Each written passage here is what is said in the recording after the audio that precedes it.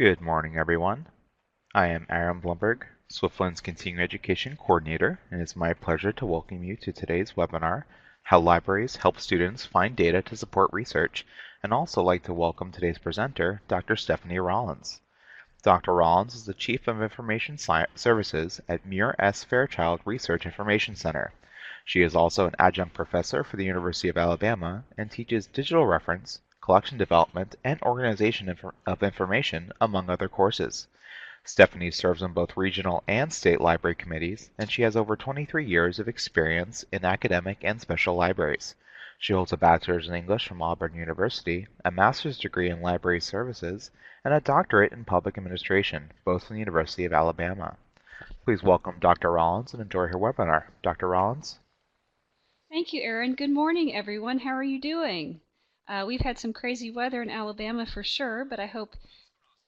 Oh, I'm sorry. My iPhone watch decided to chime in as well and tell me about the weather. How interesting. I hope you all are doing well. So today, what we're going to focus on is how libraries can help students find data to support research. So students at nearly every academic level, whether they're the sixth grade science the sixth grade student looking for science fair help up to the PhD student, they're all called upon to conduct research projects and start these projects sometimes with very different skill levels, right? And they have very different skill levels and research methods. So many come to the library for help, especially with data. So today what we're going to do is talk a little bit about what is data, why we should focus on it, and why provide it to our students, how we can provide a level of support. I'm going to give you a research model worksheet. I'm not specifically going to give you a quick and dirty research methods class like we got back in the day when we went to library school. That's not the goal of this. My goal is to be, not that that's not practical, but to be a little bit more practical and give you something that you can actually use, take away from this and use with your students. And then we'll talk about some data sets and statistical resources. This is very similar to the statistics one that I did, so if we don't get to it, please don't worry. You're going to have a copy of the PowerPoint and you will have every single one of these websites that will help you find data sets and statistics. But I just wanted to point that out so that you've got this in your back pocket for when you're trying to help students find data. And please, if you have any questions at any time, I am monitoring the chat box, so please speak up and ask for help. Okay, so a lot of times we think we know what data is, but I always want to go to the dictionary and make sure. So what is data? Of course, it's factual information, measurements, statistics, height, weight, and it's also often used as a basis for reasoning, discussion, or calculation. Of course, we know this, right? So here's an example. The data is plentiful and easily available. You've got comprehensive data on economic growth. It's also a lot of times today, especially, right, in digital format. And it can be transmitted, it can be processed, it can be edited, all of those things. And a lot of times it can be something that is output from a sensing device like sonar. It can be also useful or irrelevant or redundant depending on what it is, and it has to be processed to be meaningful, right? So a lot of times data is raw ingredients, a lot of times from which statistics are generated. So just to continue, and I really like this quote, and this is a quote from I think it's Australia, from University in Australia. It says, data are facts, observations, or experiences on which an argument, theory, or test is based. It can be numerical, descriptive, or visual. And again, like we talked about, data may be raw or analyzed, experimental, or observational. And we'll talk a little bit more about what those are. Again, it can originate from various sources. It can be primary, which means the researcher themselves are collecting the data from a survey, or it can be secondary. And I think we spend a lot more time on the secondary aspect where we're looking at data from organizations doing research like the census and things like that. It can contain different content. It can be quantitative, which means that it's measured in numbers. That's all that means. I love that explanation because it's very to the point. It's very simple. It can be height, it can be weight, And whereas qualitative is information about qualities, like the softness of a cat. How do you measure that? You really can't measure that in numbers, right? It can be discipline specific. Some of the chemistry has very specific data that they use. And again, we've seen this in some of the research we've done to help our students. It can be data sets like the census. It can be images. It can definitely be audio video when you're talking about interviewing people, as well as recordings. And it can also be interactive resources. And again, it can be held in a number of variations. It can be raw. It can be cleaned. When cleaned means they've processed the data and sorted it. It can be anonymous. And again, you can analyze it.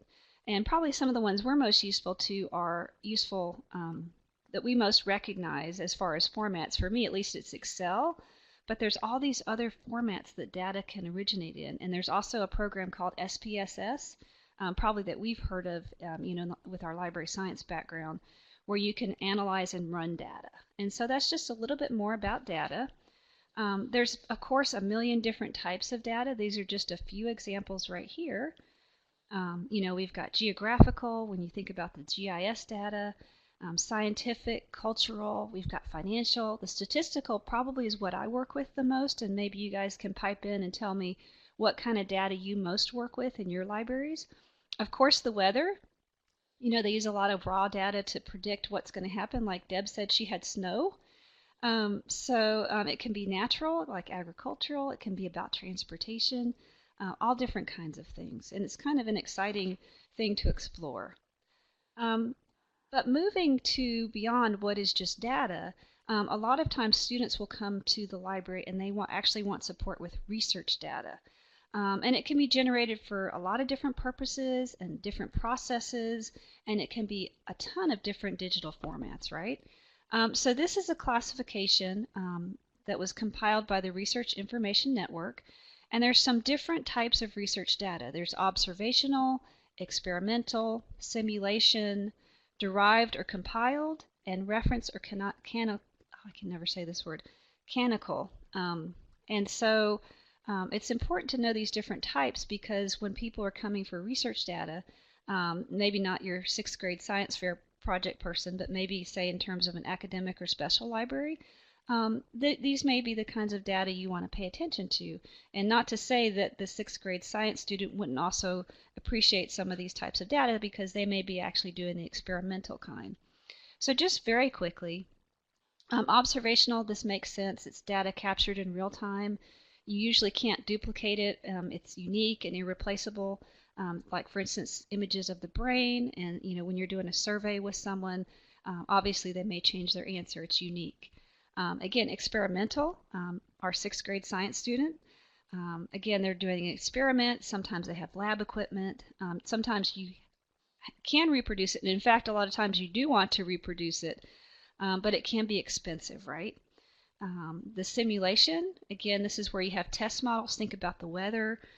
And again, this is where, you look at climate models, maybe tornado models, things like that. Again, it can be derived or compiled. So sometimes it can result from combining raw data. And again, it can be reproducible, but again, expensive. So things like compiled databases, text mining, things like the census data. Think about all the time and money that goes into compiling the census data. And it can be reference or canonical. So this could be like a conglomeration or a collection of smaller data sets. A lot of times they're published and curated, and we'll talk a little bit about that later. I don't specifically go into these types of things in my library, but you may in yours, and I want you to have some resources on that. So things like gene data banks, right? Very, very difficult, at least for me to understand. Okay, so how can we find some of this research data? What does it look like? So again, it can be traditional, it can be electronic. So these are some of the formats, and I'm just going to hit on a couple of them. Obviously documents, word text, spreadsheets. You've got lab results, photographs, films. We kind of talked about this in the previous slide, but again, some different things, some algorithms, some scripts. Again, sometimes it composed of methodologies and workflows, right? Those beautiful flowcharts that you see in research data. How did they do that? So those are just a couple. And of course, our databases. Where would we be without those, right? And then just some key terms that you'll see that I wasn't necessarily 100% on when I was looking at different types of data. So I just want to review those really quickly. So if you come into context with them, or a student asks you for help with, say, microdata, and you're like, what is that? So just to give you just a very quick overview. So microdata is data that is directly observed or collected from a specific unit of observation. Usually it's individual people. So when you think about microdata, think about things like the census, individual households, or a survey or a poll. That would be considered microdata. And you may never come into context with some of these terms, but you may see them in your reading. You may see students ask you, oh, I need aggregate data. And so aggregate data is higher level data that has been compiled from smaller units of data. So think about things like the inflation rate, the consumer price index, or demographic data for a city or state. So again, it's been compiled from smaller sets. And then statistics, we're probably all over this. We all know what statistics. Again, it's numerical data that's been organized and interpreted, and it's usually displayed in these really nice tables that we can use, right? And then data sets. So somebody may come to you and say, I need data sets for political science. And so a data set is, or I need, I need demographics or something like that. So a data set or study is made up of the raw data file. So sometimes they're just looking for the raw data files, maybe from the census or from a particular political science or chemistry or whatever it might be. And usually it's raw data and it's a file and it's related files. So it'd be something, maybe an access file with a bunch of data in it. And usually there's a code book. So this is real complicated. This is above what I do, but I want to make sure that I'm covering things that might be useful to you in your library too. And usually there's setup files. So this is not a very quick process.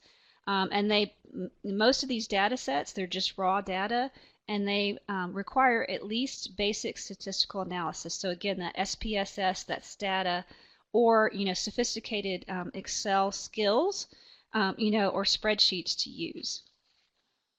And then a repository. So a data repository, and some of the universities are housing these.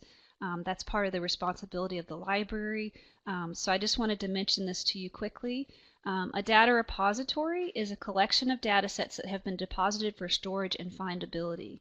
So, for instance, if when I worked at Stanford University, they had a huge collection of data, say, about Baptists, right? And also, for instance, you may have a school that is very strong in chemistry or social sciences. So it's often very discipline specific, and a lot of times affiliated with a research institution. So think like Duke or UNC or some of those universities that's part of their mission. And so some examples, and in fact one of the websites that we'll mention later today is the ICPSR. There's also the Harvard Dataverse Network and the University of California San Diego Digital Collections. So those are three that you can kind of look at if you'd like to see, well, what is a depository? And if this is something that your library is thinking of doing, those are three great places you can go to kind of get tips and see what they did. And I believe University of California San Diego actually has kind of some how to do it, how to set up a digital repository. But we'll talk a little bit more about how to do that as well if that's something that your library is pursuing. Okay, so that's my quick. I don't think I have them in my slides. I can definitely include them. I just, I didn't make notes on those because I just kind of wanted to talk about them just in case you came in contact with them, but I can definitely put that in a little Word doc for you and accompany the PowerPoint if that's okay with you. Oh, the third repository? Okay, so it's the ICPSR, you got that one, the Harvard Dataverse Network, and then the University of California San Diego Digital Collections. Thanks. Good catch. And I will definitely get those definitions to you, Karen. Okay. Thank you, guys. I thought about typing it out, but then I thought, there's a lot of words. And that's typically my thing, is to have too many words, but I will definitely get those to you. And are they terms that you guys have seen before, all of them? I mean, I know you've seen statistics, but what about the rest?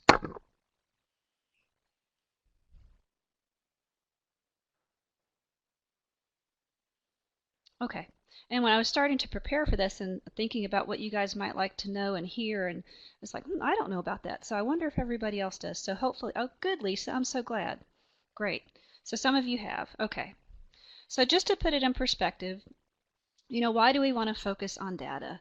Again, we're attempting to measure something. A lot of times our students are trying to complete a research project. And data definitely informs statistics, right? And that's how we get those tools so we can react intelligently to things in our world, things that our students are studying, things that our patrons are studying. It's not just academic. We have patrons that come in the library who are trying to start a business, right? So those are things that are helpful to them. So we want to focus on data. And we're in the perfect spot to help them find data, right? But we can also help with sources that will enable them not just to find the data, but question and interpret the data and statistics. So we're in the perfect spot to help them with that. And so where is data? Where would you guess in the research life cycle? Where is data?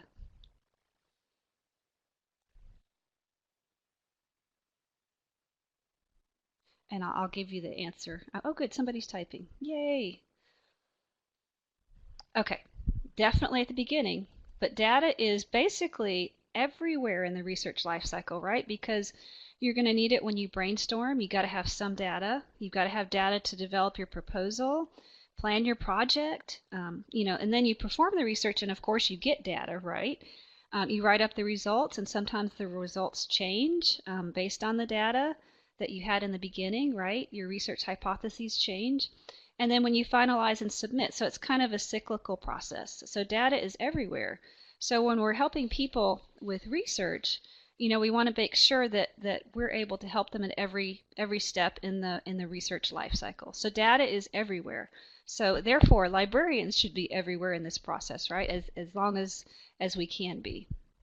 And if you're concerned about your skills, there's a couple things I can tell you about, how to think about supporting research data, and we'll get to that in a little bit. So your answer, Leslie, was not wrong, but just know that it's everywhere. Data is everywhere, right? So how can we provide this research data support? And this is just kind of my answer. However, there are a lot more things that you can do, and we'll get to that are more sophisticated and have toolkits and things like that. And I'm going to show you that in a second. And I think they're fabulous. It's way above what I would do in my library, but again, it may be something that's helpful to you. So providing research data support, the first thing is important is to know your community, right?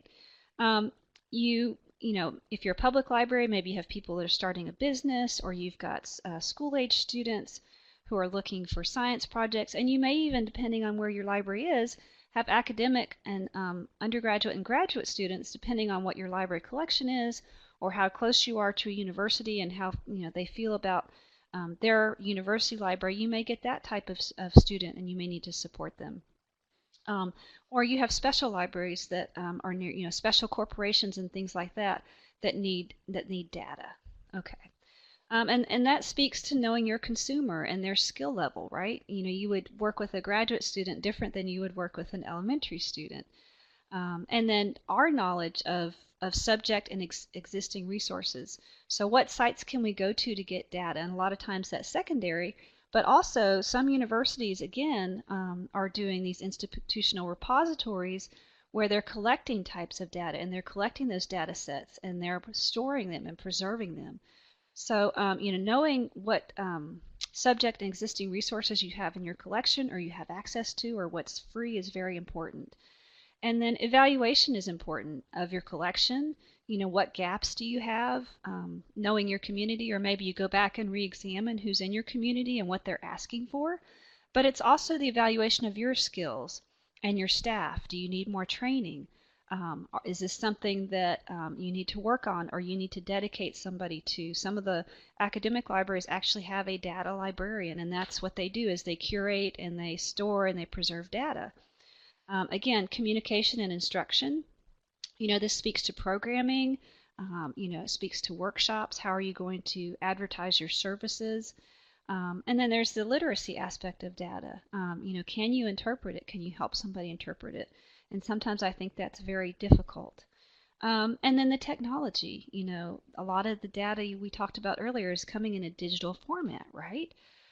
So how can you, do you know SPSS? Can you help somebody with that? Can you help an elementary school student with technology, with Excel, or a Word doc to create a survey? Are those things that you can help support? And then, of course, there's ethical and legal issues with data, right? Because a lot of times you have to get what's called an IRB, institutional. Oh shoot, I should have looked this up again. I've done so many of them, I've forgotten what the IRB stands for. If somebody knows, please put it in the chat box. I'm sorry, I can't believe I forgot that. But I think it's Institutional Review Board. I could have that wrong. And so there's a lot of ethical and legal issues when you're doing research studies, that you need to get permission, especially for different age groups, and then getting the data, from those people, and protecting those participants. That's a huge one, more in the academic sense. But just, when people are not so much academic, but if you guys have heard anything in the news lately, the New York Times is all over this, but the Cambridge Analytica, they harvested data from 50 million Facebook profiles and used that to try to predict the behavior of individual U.S. voters. So there's a huge ethical issue there. Have you guys heard about that? So thinking about, there's also ethical and legal issues when you're thinking about data and supporting research for your students and your patrons. Okay. Were you guys just as flummoxed as I was that that was allowed to happen? I mean, I know if it's online, you can't expect any kind of, protection of, of what you put online, but I was still really kind of surprised. So a lot of, like I said earlier, a lot of research institutions actually offer what is called research data support. And have you guys heard about this? Research data support? Okay, some of you have, some of you haven't. Okay, great. Then I'm glad I brought it up. So one of the most important aspects of providing research data service is the ability for the librarian to communicate effectively with researchers about concepts related to data. And that's kind of the focus of my webinar today, is not so much how to do it, but how do you communicate effectively, and what can I give you that you can use to work with somebody who's doing research that's simple enough but not too complicated that you could use every day. But this just talks about whether or not, the questions that you may have, that libraries and librarians have regarding research data services. And it kind of takes I love this picture. It kind of takes the life cycle of data and puts it in perspective of how libraries might see it. And again, a lot of libraries are managing, storing, organizing, and sharing research data. Again, it takes it through the data life cycle. So one of the first things, of course, you think about is this a priority for my institution? And it may not be. What's the, again, you're thinking about the reference interview. You want to assure the patron that, their research is important. But what's your level of participation going to be with the data, or the metadata, which is just, describing data about data. And is there somebody that's going to accept this data that they're working on? Are your stewardship role, are you going to select and deselect as part of this process? And again, what's your role in maybe helping to preserve this data or even discover the data? And are you going to be a partner with a researcher? And again, it all comes back to, analyzing and assessing your skills, like what is the level of my knowledge and skills? And I realize from looking at some, maybe you will too, from looking at some of these services that are out there that are free, that I could not be a research partner at the level that they're talking about, but I could do some of this. And so maybe it's just something for you to think about. And there's a really great article. It's down there at the bottom. It's called Demystifying the Data Interview, Developing a Foundations for Reference Librarians to Talk with Researchers About Their Data. And Jake Carlson I'll show you on the next page, he's developed this research toolkit that actually gives you a reference interview for people's data, which is fantastic, which again is a higher level than what I do, but it may be something that's helpful for you. So does this kind of diagram kind of help you think about data support, or have you felt any of these things or had any of these questions before?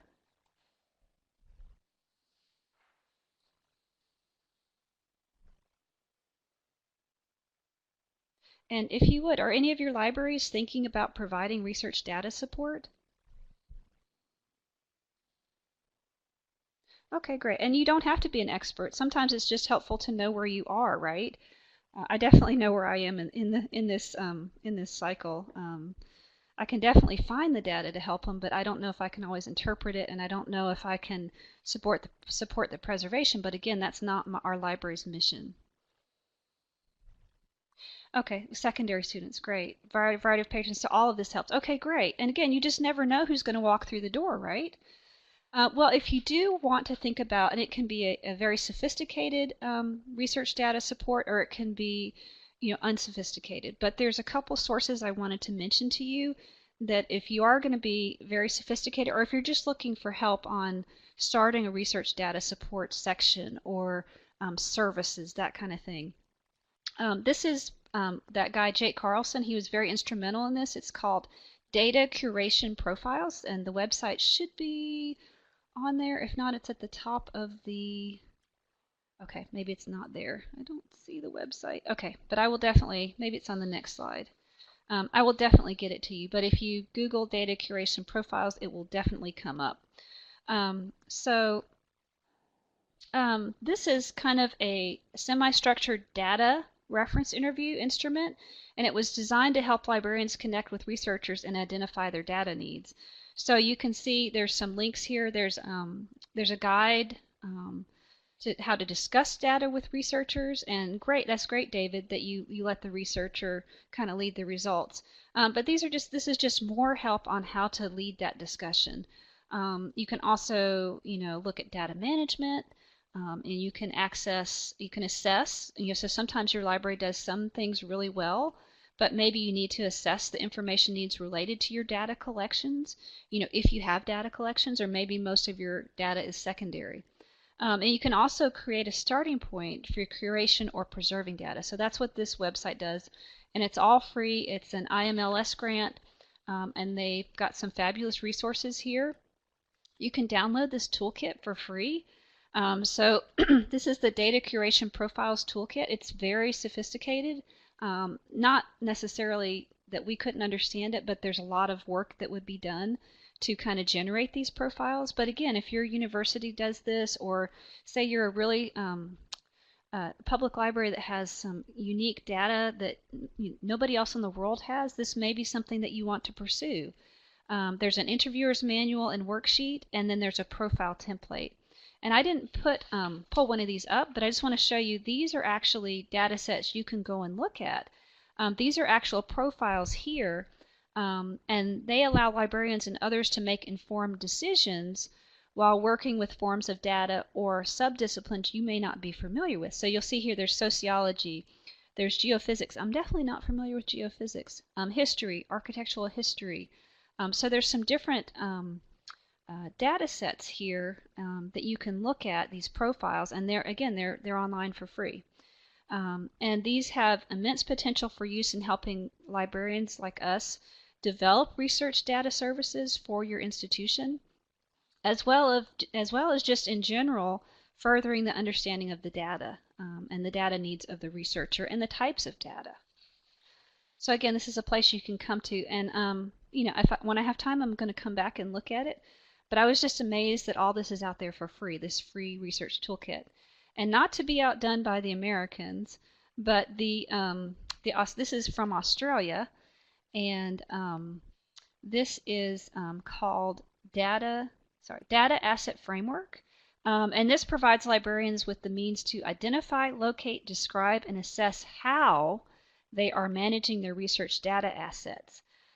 So it's got some tools and applications. If you look down here at the bottom, it's got a collaborative assessment of research data infrastructure and objectives called cardio. So you definitely get your workout right.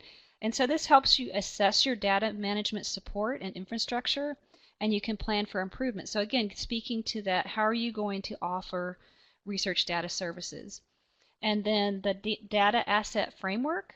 This helps you to identify researchers' current data management activity, their data holdings, and their data management requirements. And so on the left-hand side too, you'll see, there's how-to guides and checklists, developing a research data management service. And so it's just got some really great information. And again, this is free. So if you're thinking, even if it's a small scale kind of research data service, what can you do to promote that, and how can you assess what you're doing so far? So I just thought these were some great sites. Like I said before I started preparing, I had no idea these were out there. Does this seem like something that might be useful to you, maybe? If nothing else, just to kind of assess where you are. Okay, great, great. And I thought I put the links on the slide, but they don't appear to be there. But I will include that with what I sent to Erin to send out to you guys. Okay, so just as a reminder, and just to speak back to this, again, data is in the research lifecycle, right? We've talked about this before. So I want to give you, and hopefully this is not too unsophisticated, but when I think about doing data and helping somebody work through the research process, like I said, data is in just about every step. So this is just kind of a quick and dirty worksheet that may be helpful to you. So, and it's very similar to when you think about the research process and the research model without having to go back to research methods class that we took in library school. So this is something that you could copy and print out, but this is how you can help your patrons with data and the research process at the same time. So, the first thing, of course, you guys have all done this when you've been helping somebody, kind of do research. And again, this is going to speak back to the research, the reference interview, of course. But this is just something that you can actually share with your students. You guys can work on together. So hopefully it's something that's going to be useful. And like I said, it's not as sophisticated as the research data support things that we just looked at. But again, I'm all about practical, and what can I actually use in the moment with my students or patrons that need help. So again, very, very simple. The first thing you want to do, of course, is identify your issue or problem. A lot of times that's even hard for students and patrons to do. Of course, sometimes you're going to need data. Maybe you'll need surveys to talk about what the stakeholders' positions are, and then what is their position on the issue. Okay, so this is about, I think, let me see how many questions. Let's see, let's give you an idea real quick. Okay, so it's about 8 questions. So the second thing you want to do, and of course we are fantastic at number 2, is they're going to read about the issue and identify points of view or arguments through information sources. So again, what are their print, media, web sources? Who can they ask? Who are the experts? And again, data. What are the preliminary findings based on a review of existing resources, right? What have you looked at so far? And then form a set of questions that could be answered by a specific set of data, right? So what would be the results of X? Who would benefit and by how much? Who would be harmed and by how much? And then listing their research questions. And then, gather evidence through research techniques such as surveys, interviews, or analysis of primary and secondary source documents. So again, this data is huge in step 4. What survey questions should I ask? And again, this is speaking to data in the research kind of process. What generalizations do secondary sources give? What data and evidence can I find in primary sources to support different sides of the issue? Okay, and then number 5, which I think is a little bit more difficult for me, is taking that data and manipulating it. Now, if it's data that's already manipulated, of course I can interpret that as well as I know you guys can too. But sometimes you get that raw data, and how can you put it in some statistical software or Excel so that it means something for the student's research? And so this is an area I feel like I need to work on, and I don't know about you guys. And again, how can you summarize what you found out from the data? And then how do you want to represent that data? Should it be charts, graphs, diagrams, flow charts? what kind of things would be most helpful for the student in kind of representing their data. And then, once they have the data and displayed and have run the statistics, of course, I can help them make conclusions and inferences. But what does the data mean? That's sometimes difficult, right? Sometimes it doesn't mean, it's not meaningful. You didn't find any meaning. There's no statistical significance. And so how can you help the student interpret what they found out, or what they didn't find sometimes? And then does it support the original point of view? So again, the data is cyclical throughout the whole process, right? Because you had that during the brainstorming. Does it support other points of view that you may not have thought about? And then what conclusions can the student make about the issue? And then what are the consequences of following the point of view that I support? Does the data support it?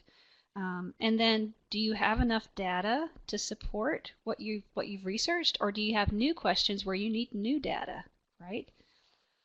Okay, and then sometimes they are at the point where they can communicate their findings. But sometimes you have to go back to the drawing board and brainstorm more. So what's the purpose of my research? And again, what data will they use to support their point of view? And then how can they conclude the research? And how might that be displayed, right? And what might that look like? So that's just a kind of a very quick overview of things that I would do, what I would go through with a student. So hopefully that's helpful to you. Again, it's not as it's not really completely tied into the reference interview, although we do a lot of these things in the reference interview at different points. But are there any questions about the worksheet? Is it something that you might use and find helpful?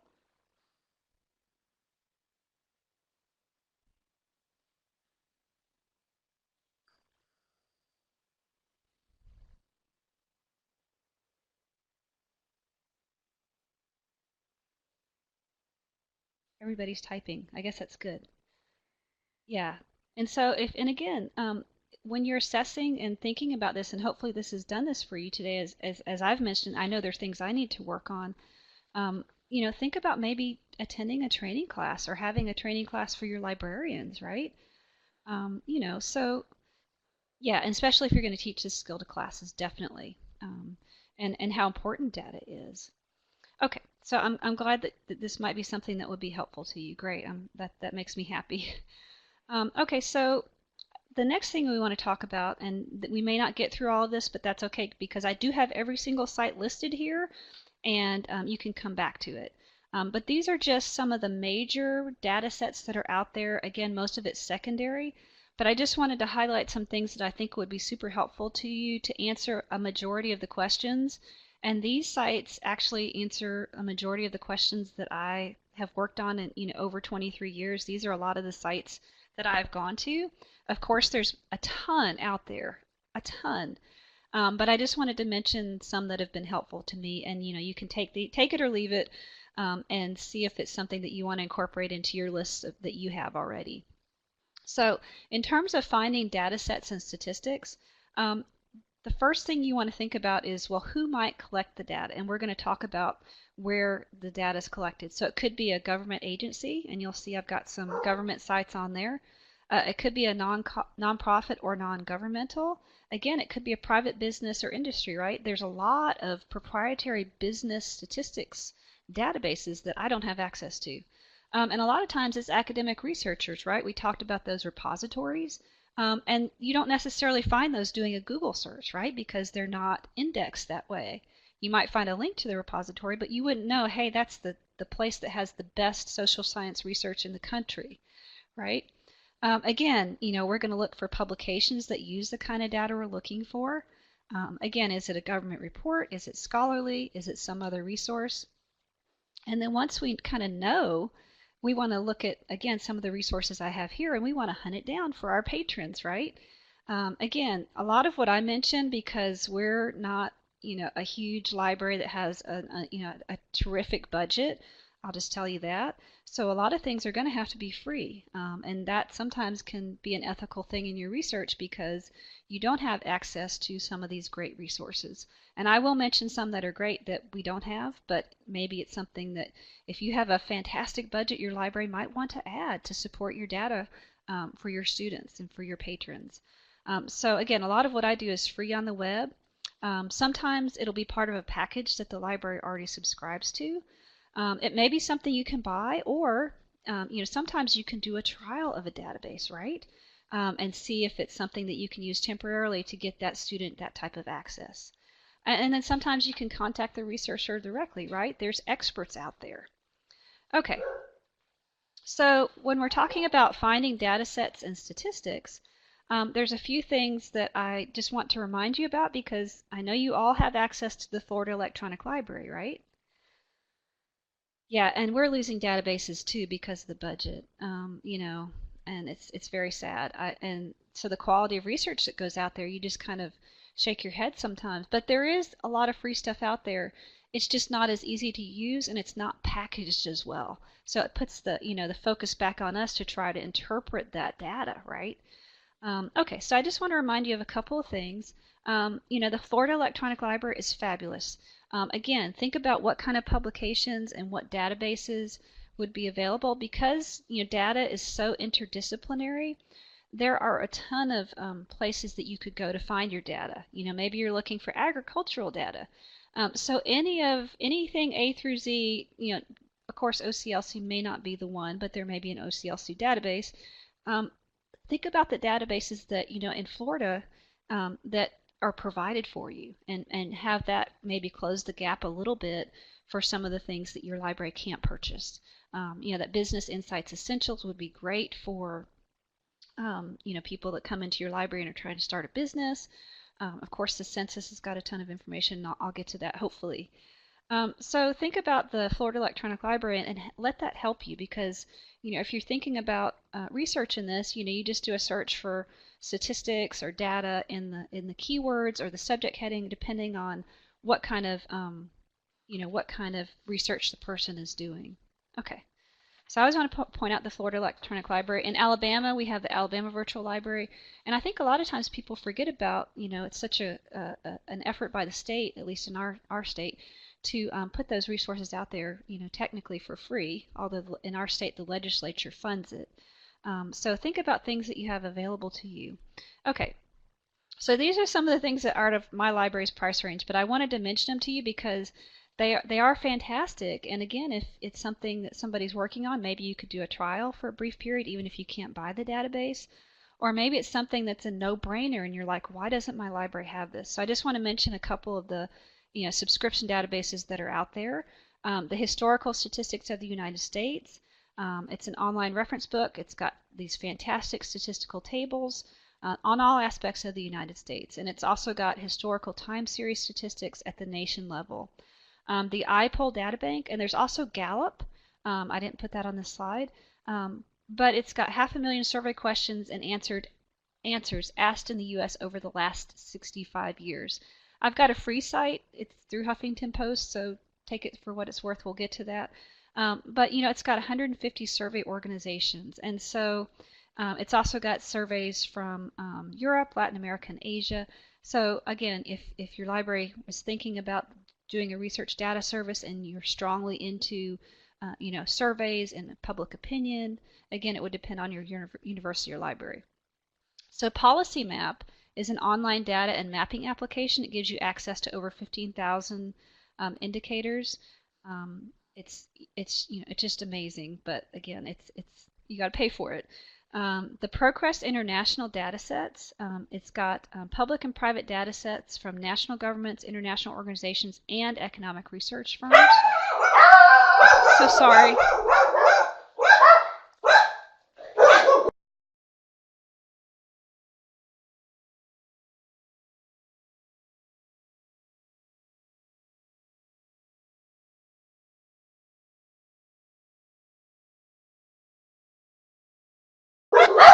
I'm so sorry. Um, the Terminex man was supposed to come today, I think, and he's here. Okay, so just to continue, those are some fabulous things that your library can purchase. And again, I'm not advertising these. These are just some that I thought were really great. And the Statista is a fabulous, it's like 80,000 topics. So if you only had to do one, that might be one to think about. Statistical Abstracts of the United States, as you guys know, up until 2013 used to be free online, but now ProQuest has taken that over and you have to pay for it. which is really sad. A lot of the data, again, is still out there on the census site. However, you have to kind of package it together yourself. So, anyways, yeah, the puppies don't like paying for databases, that's for sure. Okay, so some of the things that I just want to talk to you about, and I'm not sure how far we'll get with these, but some of the ones that, and I'm going to actually show you pictures of these so you can kind of see what the website looks like. Um, but my number one fabulous site is the United States Census Bureau, and yes, it is a little bit dated, but it's free, right? It's got figures on agriculture, business, construction. It's even got foreign trade and different things like that. And one of my favorites absolutely is the American Fact Finder, because if you're looking at your library community and trying to figure out who's in your community and what kind of collections you need to build, and how many people and what health issues, and are there veterans, and do they have disabilities, and are there people with disabilities in my community that I'm not serving? All of that kind of gives you that data, but again, you have to interpret it. It's not packaged for you, really. I mean, the results obviously are packaged, but then you have to take it to another level and make those inference and those assessments. Another one is USA Facts. It's got data from 70 government sources. And then FedStats, and this is 100 federal government agencies. And what's cool about this is you don't have to know the agency name, because sometimes they change names, and sometimes you don't know, you couldn't possibly know every federal agency name out there. And if you are, you get a gold star by your name. Yes, and the census is definitely excellent for business, and I've got those listed as well later in the presentation. Good point. Okay, and there's also the World Bank. It's got open data, and it's got world development indicators. So not just the United States, but it's got 80 tables. This one was a little bit sophisticated for me. I'd have to really play with it. But it's got 800 indicators for over 200 countries. There's also the CI World Factbook, and you may think, well, why are you bringing up the CI World Factbook? That's about countries. Absolutely. It's got all kinds of statistics. It's got,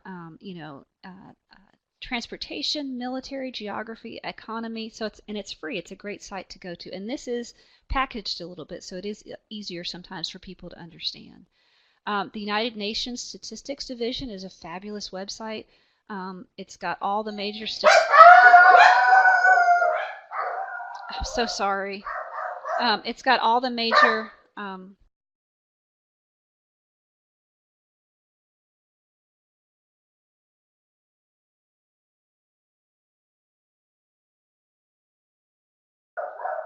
I'm so sorry. Somebody rang the doorbell, and they may do it again.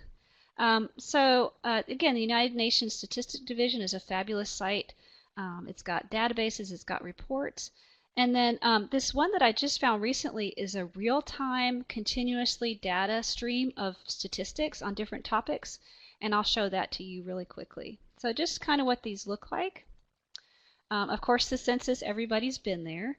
Um, it's just so powerful. And this is, you can go to different topics, geography. There's even a search blank. If you don't know what the heck you're looking for, you can type that in and it will help you. So I think they've done some really good algorithms with the census. So that's kind of what that looks like. It's very powerful. You could spend a lot of time here. Again, this is the American Fact Finder, and what I like about it, right here I have Education, Collier County, Florida. You can go to the county level, and I don't know if I said that when I was talking about it. So you can actually go to your county and see, kind of what business or education, again, poverty, health. It's just fantastic.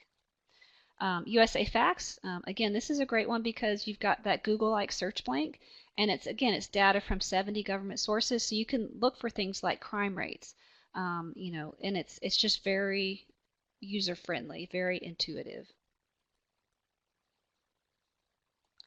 Okay, and so this is the Fed stats, and again, like I said, this is kind of like what we used to see back in the day with Yahoo, where they had kind of the subject headings. But you don't have, again, you don't have to know the title of the government agency. All you have to do is kind of know the topic that you're looking for. So for education, you could click on that and it would take you to the federal agencies that have statistics on education. So kind of a little bit different interface. Very kind of, not so techy looking, but very simple to use. So again, this is the World Bank Open Data. So again, you can look at data for different countries. Again, these are the World Development Indicators. This may be kind of faint, but you can kind of see for different countries, and you can build data that way. Again, the CI World Factbook, this may be a little bit faint, but this is, I think I did this on Fuji. I was feeling like I wanted to go away. And so you can see that there's different data down here. Again, secondary, but you can get data on different countries. Yeah, it is reliable information, definitely. So this is the United Nations Statistics Division. So again, if you're looking for the kind of that broader picture, and I've just kind of collapsed some of the drop downs so you can kind of see what's there. Again, it's got different reports, different country things, so kind of a different perspective than the United States. So it might be helpful for your patrons doing research. And this is the one I was telling you about. Obviously, since it's a static slide, it's not going to move, but this continuously updates like every second. And so you can get these statistics on these very different topics, and each one you can click on and it'll give you information. So if you wanted to know, and when I did this, this was a couple weeks ago, but if you wanted to know how much the public health care expenditure was today, you can see that it's a lot. And so you can see, how many births there were today, how many deaths this year, and it's, they do tell you on the site where they get their data. Yeah, the copy of the slides will definitely be provided, Lisa. Okay, so a lot of times we'll get, questions about statistics for education. And there's just a couple here. Again, these are huge sites. Again, they're going to be stable for the most part.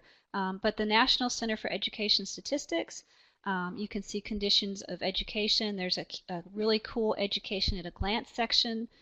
You can search for major publications. Again, the American Fact Finder, I mentioned that already. You can definitely look at that for education. The U.S. Department of Education Statistics.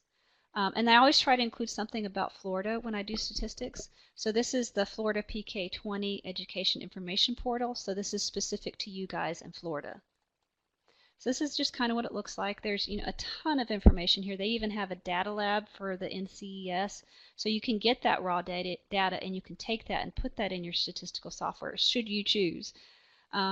This is the American Fact Finder again, education you can look at the county level even. You can compare counties. It's awesome. And then again, this is the U.S. Department of Education Statistics. And I like the way they have it very simple. And you can look at these different categories here. And of course, Florida here, you can look at different portals and reports for Florida graduation rates, different things like that. Okay, so business statistics. I think it was David. The Census Bureau of Economic Statistics is fabulous. It's amazing. So there's all of these different things here. I encourage you to come back and look. But you can even look at surveys of business owners. One of my reference...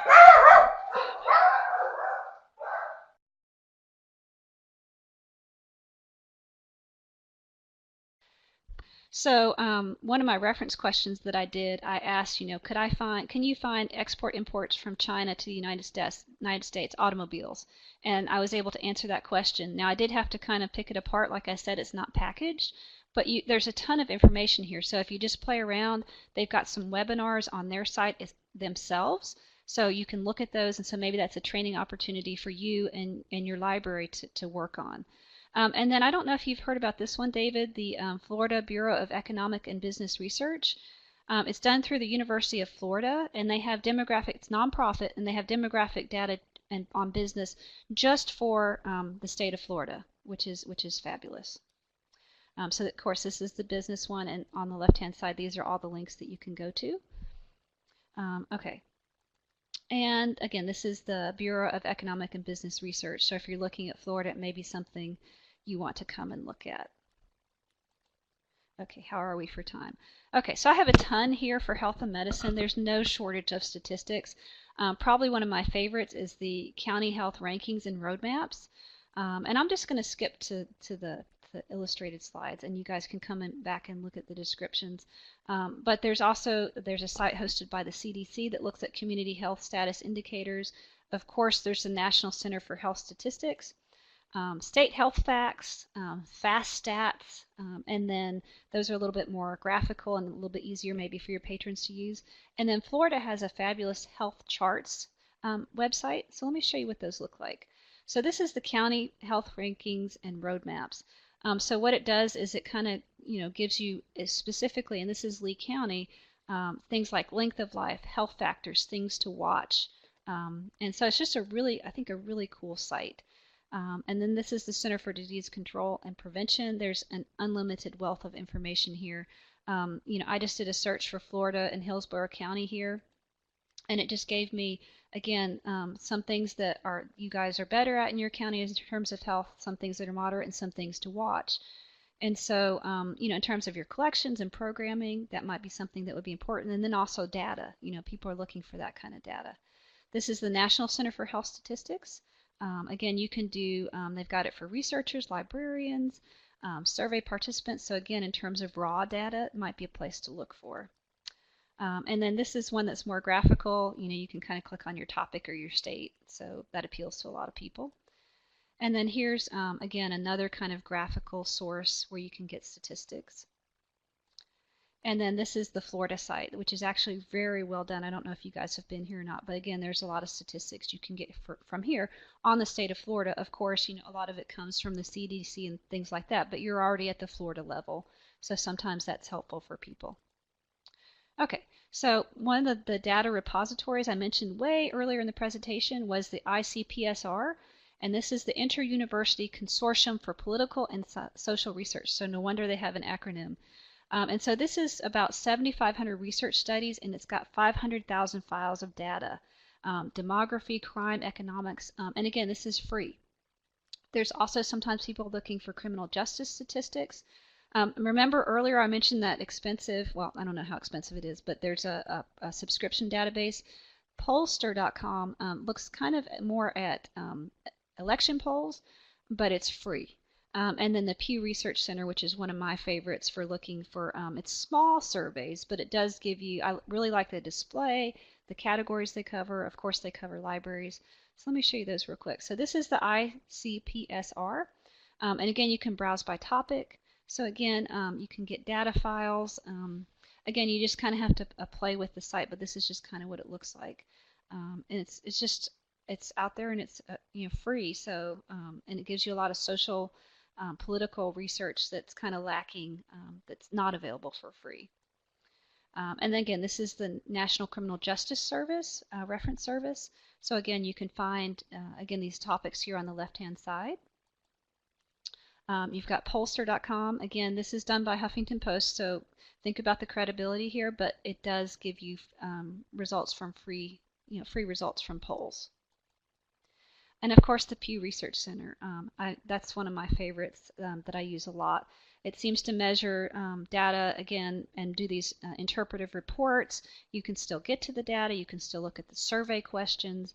So that's why I really, really like this one. Okay, so in an hour, we're actually going to finish on time, I think.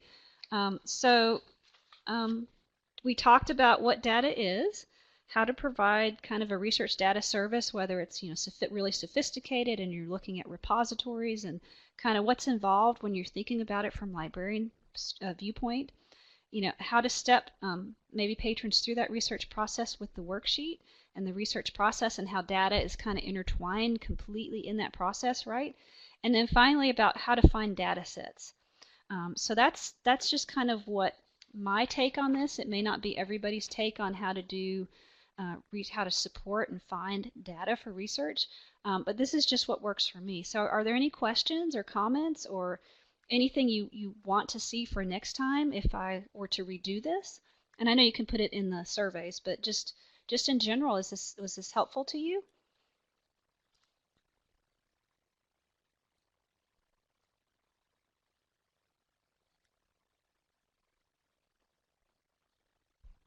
And lots of people are typing, so I apologize for the dogs. Usually they are silent, but apparently they had lots of opinions about data and the research process.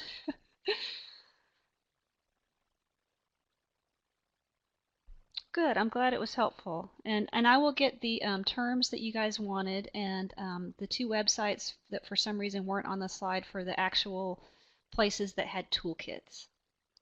The barks were refreshing. I don't know if that's a good or bad thing. Ah,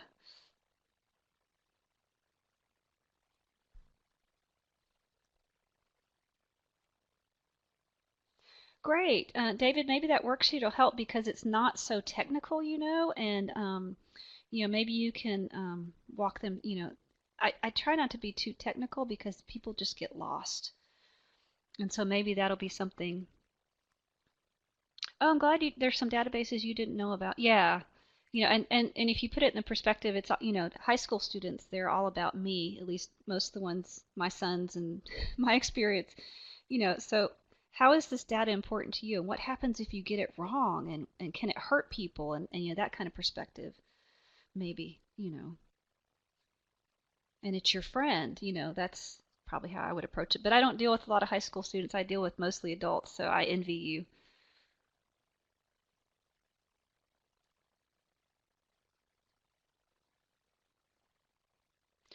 Well, thank you guys very much. Thank you, Deb, very much for your services and keeping up with my fast talking at points. And thank you, Swiftlin. And if anybody has any questions, feel free to email me directly. Like I said, I'll get those terms to you and the two websites that didn't seem to appear. Thank you. Thank you guys so much. Lisa had a question. Oh, I'm sorry. Did I miss? Do you have any more sciencey free resources? I get a lot of questions from teens. Also, we lost biography and context, a very useful resource. Any suggestions for substitutes? Okay. Can I research that and get back to you? And I will email everybody in response to that question. Okay, great, great. And Aaron, can you? I'm sorry. I'll talk to you in a minute. I didn't have any. I don't have a pen. Ugh, I don't know why, but maybe we can capture that question and send it to me. Yeah, I'll do that for you. Okay, thank you. All right, and thank you, Dr. Rollins, for a wonderful webinar. Attendees, if you enjoyed this webinar, we ask that you join us on Tuesday, April 24th for Making Libraries Accessible, focusing on the user, outreach, programs, and workshops. As always, we encourage you to keep an eye on the Swiftlins Continuing Education calendar on the website, the Swiftlin Facebook page, or look for your message from the Florida Library listservs. Thank you all for attending. Have a terrific rest of your day. Thanks, everybody. Bye bye.